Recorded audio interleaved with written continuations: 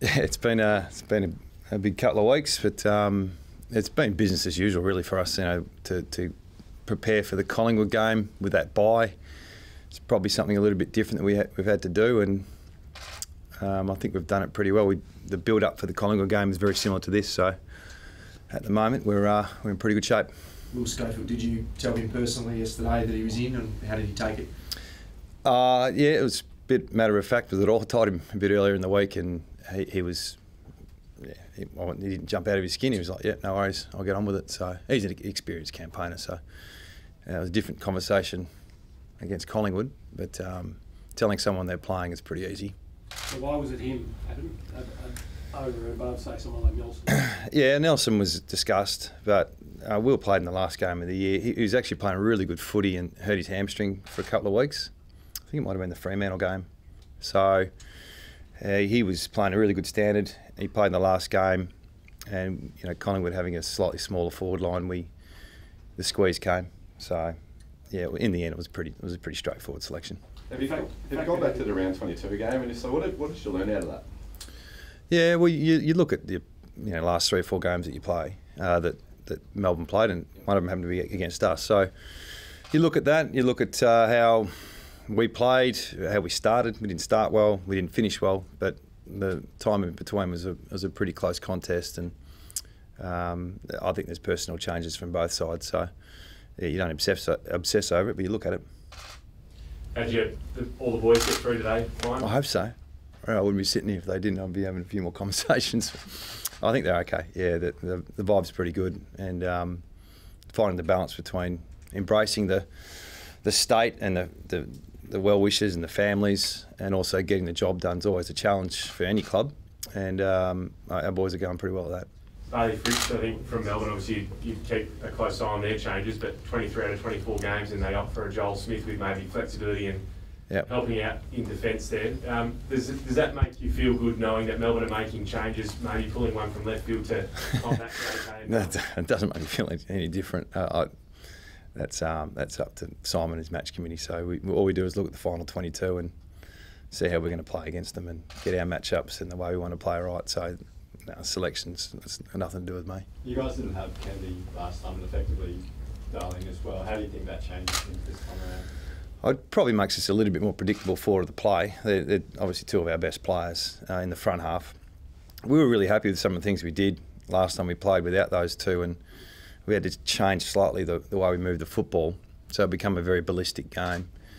And these guys just give you something different in the front half. They give you a target to kick to, and they're pretty hard to stop when they're at their best. So they're important for us, but getting supplies, I think the main issue for both teams. Melbourne are the best in the comp at the contest, and and they're a really high scoring side. So we're aware of those 2 things in particular, but we've got strengths too.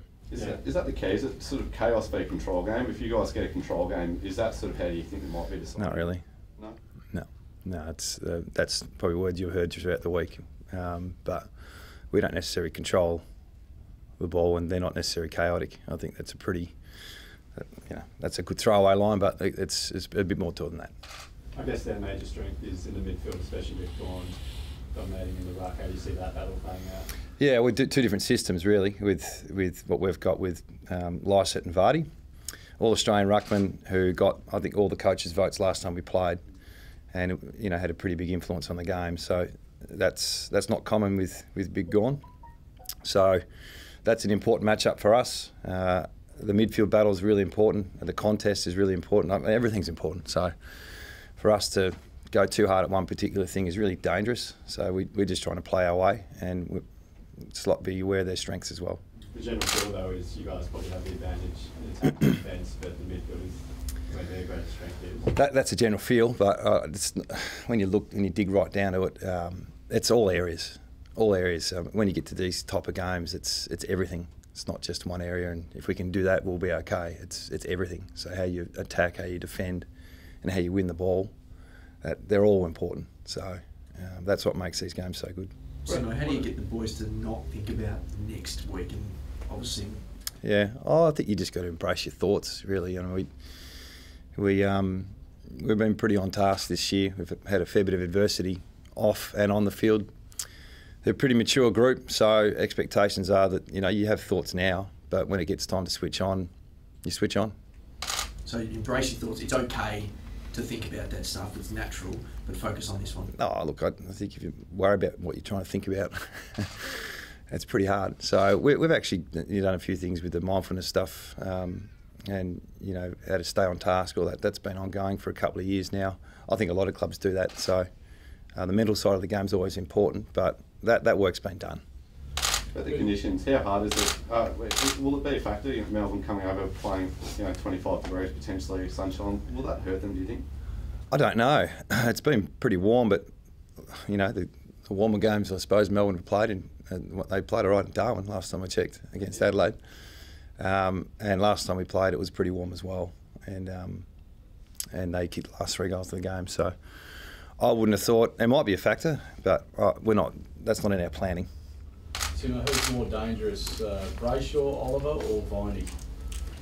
Oh, they're a collective. I don't think they rely on one. So, you know, the collective is the important part, and it's the same with our mids. We really rate our midfield. We think we've had some really good improvement this year with, you know, under Sam, and there's been real good consistency and resilience. So, and Melbourne are in exactly the same boat, and they've got a really good ruck division to complement that. So they're all pretty good.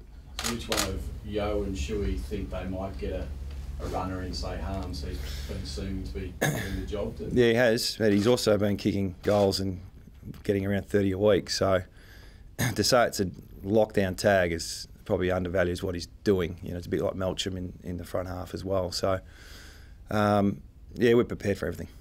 Do you expect Melcham to go to McGovern? Well, he's been doing jobs pretty much most games he's been playing, so he's got a good system. He did a good job last time we played.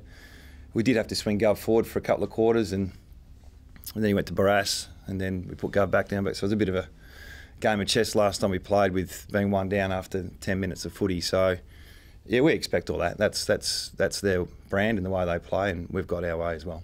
How much planning of your planning for Max is about what happens in the air and nullifying that, or neutralising at the ground level?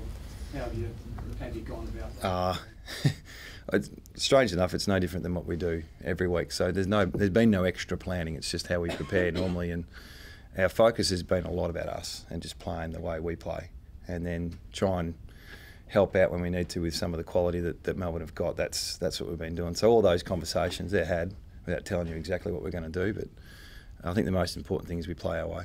There's a stat that when you're minus 11 or better in contested footy, you win, and when you're minus 12 or less, you lose.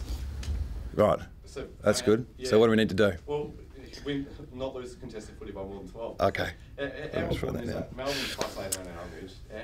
Yeah, that's important. I think the Collingwood game is a great example of the contest and getting field position from that. There are obvious stats that you look at. We're 18th for ground balls, so I'm sure someone's got some sort of stat on what that means for Melbourne. So, but these games, it's more than that.